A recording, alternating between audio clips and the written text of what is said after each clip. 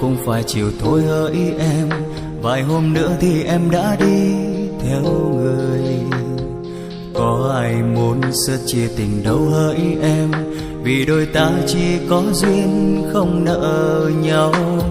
Chuyện gì đến cuối cùng cũng đã đến, thì thôi anh xin chúc em bên người sẽ hạnh phúc ấm êm, đừng lo tới anh mà mất đi tương lai tốt đẹp người ơi.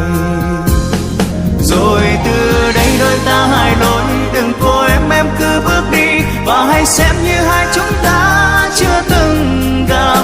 Ngày mai lỡ nếu có gặp nhau, một hai câu quan tâm đến nhau, rồi đi thôi đừng để trái tim ngập ngùi. Và hãy quên anh đi người ơi, hãy xem như là một giấc mơ, vì đôi ta đã đến với nhau quá bất ngờ. Thời gian cho đôi ta đã hết, người hãy đi đi lưu luyến chi, hãy xem như ngày qua chúng ta sống tạm mà thôi.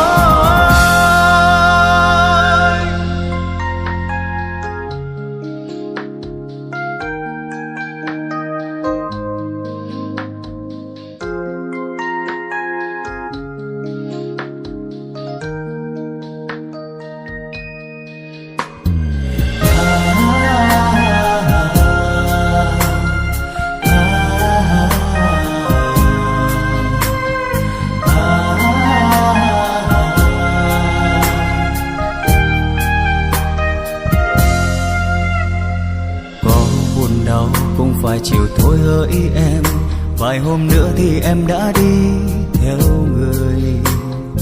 Có ai muốn sớt chia tình đâu hỡi em, vì đôi ta chỉ có duyên không nợ nhau. Chuyện gì đến cuối cùng cũng đã đến, thì thôi anh xin chúc em bên người sẽ hạnh phúc ấm êm, đừng lo tới anh mà mất đi tương lai tốt đẹp người ơi.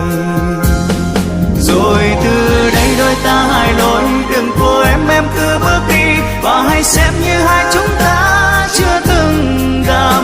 Ngày mai lỡ nếu có gặp nhau, một hai câu quan tâm đến nhau, rồi đi thôi đừng để trái tim ngập ngùi.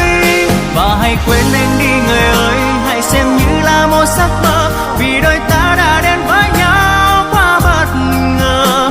Thời gian cho đôi ta đã hết, người hãy đi đi lưu luyến chi, hãy xem như ngày qua chúng ta sống tạm mà thôi.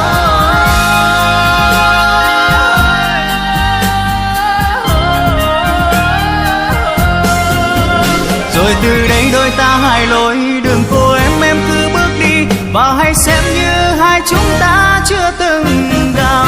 Ngày mai lỡ nếu có gặp nhau, một hai câu quan tâm đến nhau, rồi đi thôi đừng để trái tim ngập ngùi. Và hãy quên anh đi người ơi, hãy xem như là một giấc mơ,